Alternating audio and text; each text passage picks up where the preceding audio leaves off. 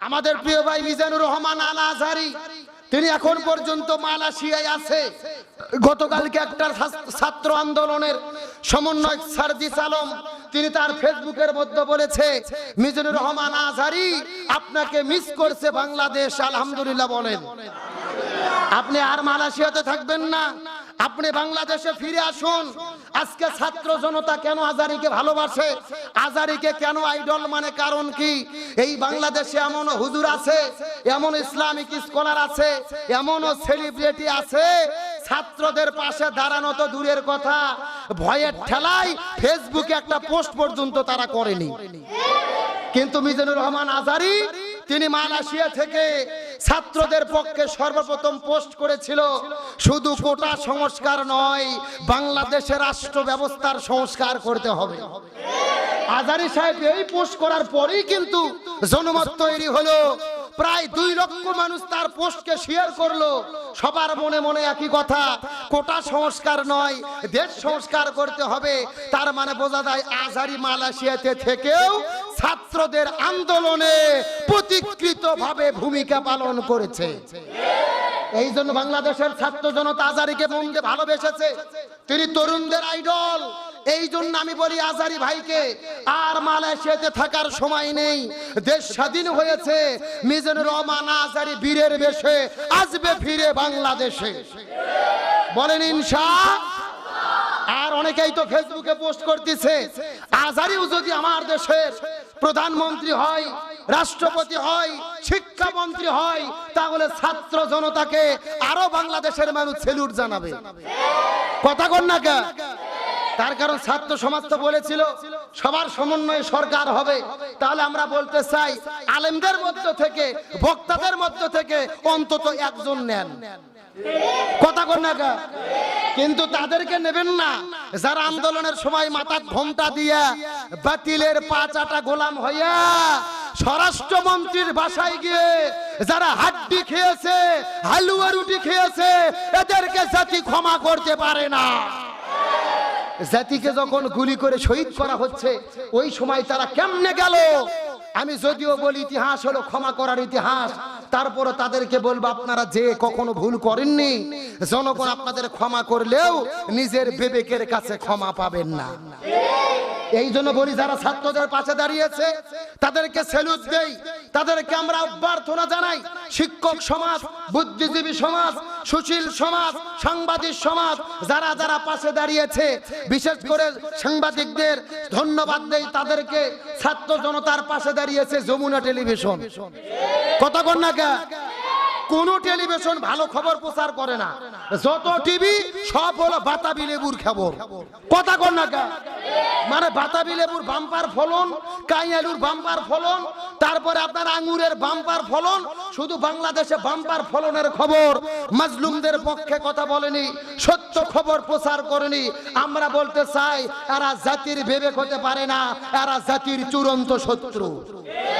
আমরা তো মনে করি যমুনা টেলিভিশনকে জাতীয়ভাবে, রাষ্ট্রীয়ভাবে টেলিভিশন ঘোষণা করা দরকার। এই সমস্ত যমুনা টেলিভিশনের সাংবাদিকদেরকে স্যালুট দেওয়া দরকার, সম্মান করা দরকার, কারণ তারাই এই বাংলাদেশে এই অভ্যুত্থানের জন্য বাংলাদেশের মানুষকে সজাগ রেখেছিল। আর বিদেশ থেকে যারা সহযোগিতা করেছে, আমাদের বগুড়ার কৃতি সন্তান, আমাদের পিনাকি দাদা। কথা কন না কে? সব সময় তিনি এমন ভিডিও জনগণকে দেখাইছে, সাংবাদিকরাও খুঁজে পায় না। পিনাকি দাদার জন্য আমরা বলবো, পিনাকি দাদা সহ, ইলিয়াস সহ যারা যারা বিদেশ থেকে এই আন্দোলনের পক্ষে কাজ করেছে, তাদেরকে আমরা স্যালুট দেই। তাদেরকে বলি আর বিদেশে থাকার সময় নেই, বাংলাদেশে আসুন, বাংলাদেশের জনতা আপনাদের স্যালুট দেওয়ার জন্য প্রস্তুত। যেই বাংলাদেশের সাংবাদিকেরা কথা বলেনি, অথচ সাংবাদিক ইলিয়াস জীবনের হুমকির মুখে বিদেশে থেকে কত কাজ করেছে। পিনাকি দাদা প্রতিনিয়ত যুদ্ধ করেছে, সংগ্রাম করেছে বিদেশ থেকে। আমরা বলি এদেরকেও সম্মান জানানো দরকার। যারা জীবন দিয়ে শহীদ হয়েছে তাদেরকে রাষ্ট্রীয়ভাবে শহীদ ঘোষণা করা দরকার। শহীদদের পরিবারদেরকে সরকারিভাবে ভাতার ব্যবস্থা করা দরকার। এই বাংলাদেশে যারা নতুন করে স্বাধীনতা আনলো, এদের জন্য আমাদের বিজয়ী হিসেবে এদেরকে সম্মাননা মুক্তিযোদ্ধা ঘোষণা করা দরকার। তবে সেনাবাহিনীদেরকে একটা কথা আমরা অনুরোধ করে বলবো, গতকালকে রাতে সারা দেশে যে হামলা হয়েছে, যেই ক্ষতি হয়েছে, সেনাবাহিনী যদি আরো গুরুত্বপূর্ণ ভূমিকা পালন করত, এই ক্ষতি হয়তোবা হতো না। কথা বলে না কেন? তার কারণ সেনাবাহিনী প্রধান তো বলেছিল জানমালের নিরাপত্তা দেওয়ার দায়িত্ব আমরা নিলাম। তাহলে সারা বাংলাদেশে আমরা কেন সেনাবাহিনী দেখলাম না? যত হামলা হলো এখানে কেন গেলেন না? কোন দল কোন মত এটা তো দেখার বিষয় নয়, পরিবেশটা শান্ত করার দায়িত্ব ছিল আপনাদের। এই দায়িত্ব যদি আরো ভালোভাবে পালন করতেন, এই বিশৃঙ্খলা হতো না, মানুষের মনে আতঙ্ক হতো না। তবে সর্বশেষ আমরা বলি, ভারত যতই ষড়যন্ত্র করুক, যতই রোয়া পাঠাক না কেন, এই বাংলাদেশের 18 কোটি মানুষ রাস্তায় নেমেছে। আমি বিশ্বাস করি গত 3-4 দিন ধরে রাজপথে নেমে আমরা যা দেখেছি, এই রকম গণ আন্দোলন আর গণবিস্ফোরণ পৃথিবীর ইতিহাসে কোথাও ঘটে নাই।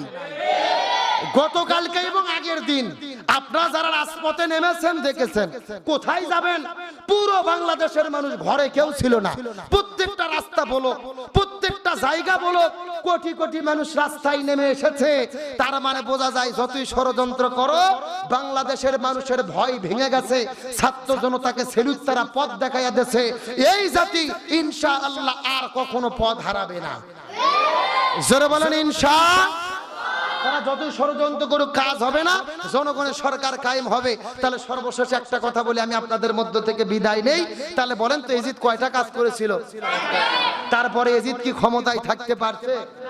জোরে বলেন পারছে? সর্বশেষ এজিদের লাঞ্ছনা বঞ্চনা করেছেন কে? আরো জোরে বলেন। ইতিহাসের মধ্য থেকে পাওয়া যায়, এই এজিদ যখন বিদায় নিয়ে চলে যাবে, তার এমন একটা রোগ আল্লাহ তাআলা দিয়েছে, পানি পান করতে পারে নাই, লাপালাপি করেছে, শরীরটা রক্তাক্ত হয়েছে। ক্ষমতায় ছিল, জোর করে দখল করার পরে 3.5 বছর পরে এজিদ বিদায় নিয়ে চলে গেল। এই যে হোসাইনকে শহীদ করার পরে বলেছিল, হোসাইনের নাম গন্ধ থাকলো না, আমি সবকিছু বিজয় করে দিলাম। কিন্তু বলেন তো, হোসাইন পৃথিবীতে আছে না নাই? প্রত্যেকটা গ্রামে গ্রামে হোসাইন আছে না নাই? কিন্তু বলেন তো, এজিদ আছে? এজিদ থাকা তো দূরের কথা, হিন্দুরা পর্যন্ত এজিদের নাম রাখে না। এ কথা কর না কা, হিন্দুরা পর্যন্ত এজিদের নাম। তার মানে বোঝা গেল, জোর করে ক্ষমতা দখল করে হোসাইনকে, কোরআনের পাখিদেরকে, আলেমদেরকে বিদায় করে দিয়ে যদি পৃথিবী থেকে আলেমদেরকে নিশ্চিহ্ন করতে চাওয়া হয়, আলেমেরা নিশ্চিহ্ন হয় না, বরং যুগে যুগে এই জমিনে হকপন্থীদেরকে, আলেমদেরকে টিকিয়ে রাখে কে? আরো জোরে বলেন। আর বিদায় নিয়ে চলে গেল ইয়াজিদ। তার মানে বোঝা গেল, জোর করে ক্ষমতা দখল করে থাকা যায় না, বিদায় নিতে হয়। আজকেও বাংলাদেশে হাসিনা পতনের মাধ্যমে প্রমাণ হয়েছে, জোর করে ক্ষমতা দখল করে, জুলুম করে বেশি দিন থাকা যায় না। জালেমের জুলুমের পতন করে দেয় কে? আরো জোরে বলেন। সুতরাং আমি সর্বশেষ আহ্বান জানাবো, আল্লাহ তাআলা যেই বিজয় আমাদেরকে দিয়েছে, এই বিজয় হওয়ার পরে আর বেশি বিজয় উল্লাস নয়, লাপালাপি নয়, মানুষের ক্ষতি নয়। আসুন আমরা একতাবদ্ধ হই, এই বাংলাদেশকে সামনের দিকে এগিয়ে নিয়ে যাই।